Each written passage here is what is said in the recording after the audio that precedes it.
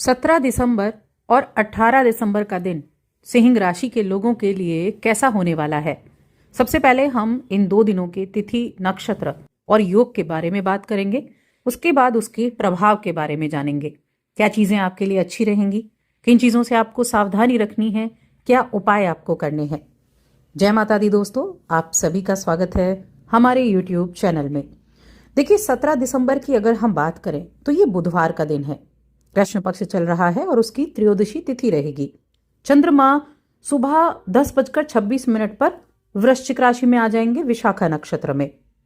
और जो योग बनेंगे, एक तो सर्वार्थ सिद्धि योग बन रहा है, अमृत सिद्धि योग भी बन रहा है और सुकर्मा नाम का योग भी बन रहा है। यहाँ 18 दिसंबर ये गुरुवार का दिन है।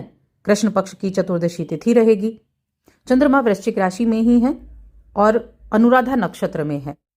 यहां सर्वार्थ सिद्धि योग और धृति नाम का योग इस दिन बनने वाला है। अब ये हो गई इन दो दिनों की ग्रहों की स्थिति। अब इनका प्रभाव कैसा रहेगा, चलिए विस्तार से जानते हैं। आगे बढ़ने से पहले छोटा सा निवेदन, चैनल पर पहली बार आए हैं और आप ऐसी ही वीडियोस देखना चाहते हैं तो सब्सक्राइब जरूर कर लें चैनल को। देखिए, दोनों दिन की हम एक साथ बात करेंगे क्योंकि दोनों दिन चंद्रमा वृश्चिक राशि में है और ये राशिफल चंद्र राशि पर ही आधारित है। यानी कि चंद्रमा जिस भाव में, जिस राशि में चंद्रमा होते हैं उसके अनुसार आपकी दिनचर्या बनती है। जिस नक्षत्र में चंद्रमा होते हैं उसके अनुसार आपकी दिनचर्या बनती है। तो दोनों दिनों की जब हम बात करते हैं, सबसे पहले हेल्थ की बात करेंगे। हेल्थ आपकी मुझे अच्छी दिखाई दे रही है।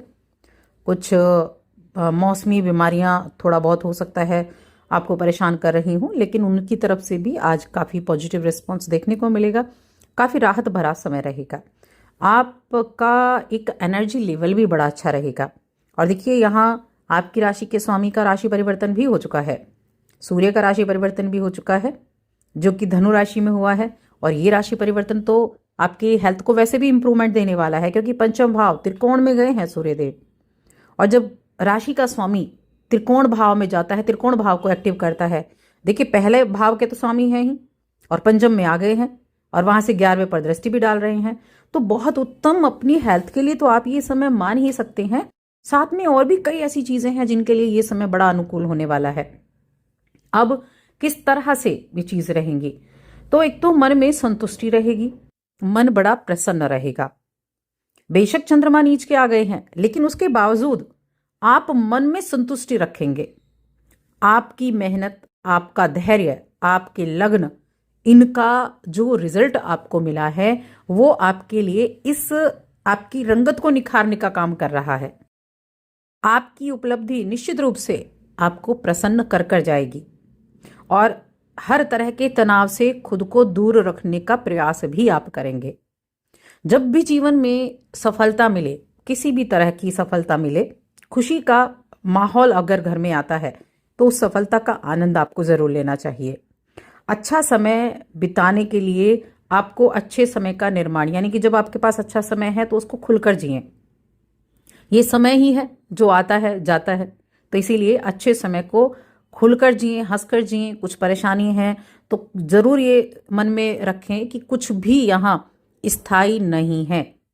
अपने प्रियजनों के साथ बहुत अच्छा समय आपका रहेगा। चलिए करियर की बात कर लेते हैं। तो एक तो अपनी कलात्मकता और अपनी उपलब्धियों के बल पर आपको पहचान मिलेगी।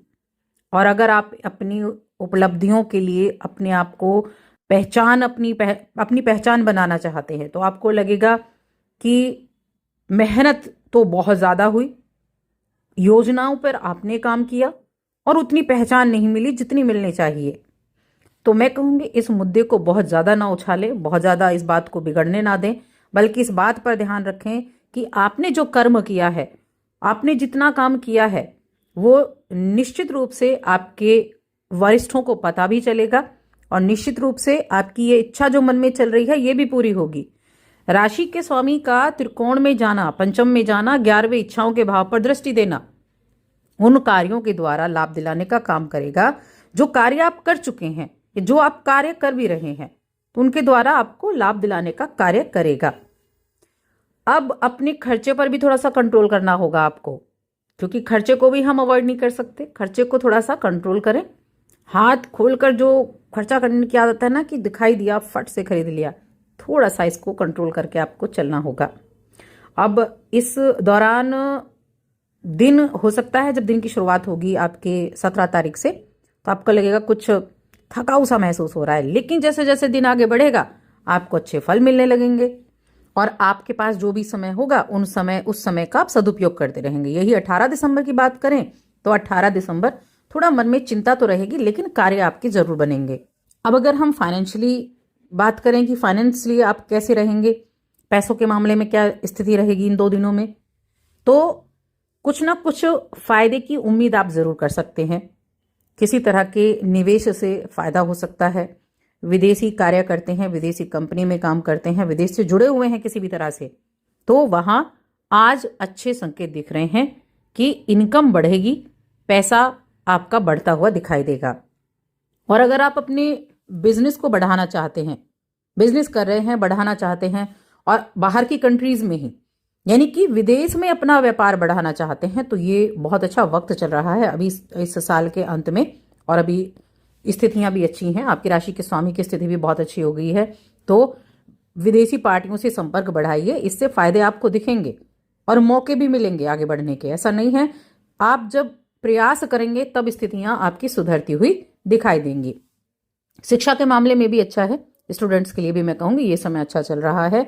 अपने एफर्ट देखिए, कुछ पाना चाहते हैं ना, तो उसके लिए आपको शुरुआत में मेहनत बहुत करनी पड़ेगी और मेहनत करेंगे। और समय भी अच्छा चल रहा है, अभी आपकी राशि के स्वामी की स्थिति भी बहुत अच्छी है, तो आप थोड़ा ज्यादा प्रयास करने की कोशिश करें। आपकी जो इच्छाएं हैं वो जरूर पूरी होंगी।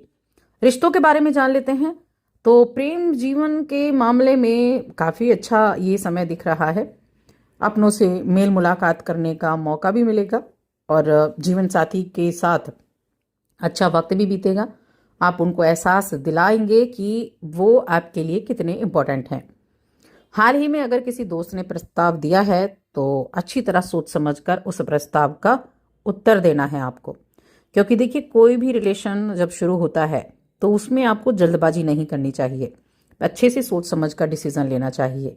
और कुछ अगर अपने रिश्तों को शादी के विवाह में आप परिवर्तित करना चाहते हैं तो अपनों के साथ विचार विमर्श करें और कुछ समय मांगने में कोई हर्ज भी नहीं है। कुछ समय लेते हुए चीज़ों को ठीक करने का प्रयास करें और अपने एक जो नई नींव रखनी है उस नई नींव रखने का आप प्रयास कर सकते हैं। जीवन की जो एक नई नींव है ना, शादी का पड़ाव, तो उसके लिए आप प्रयास कर सकते हैं।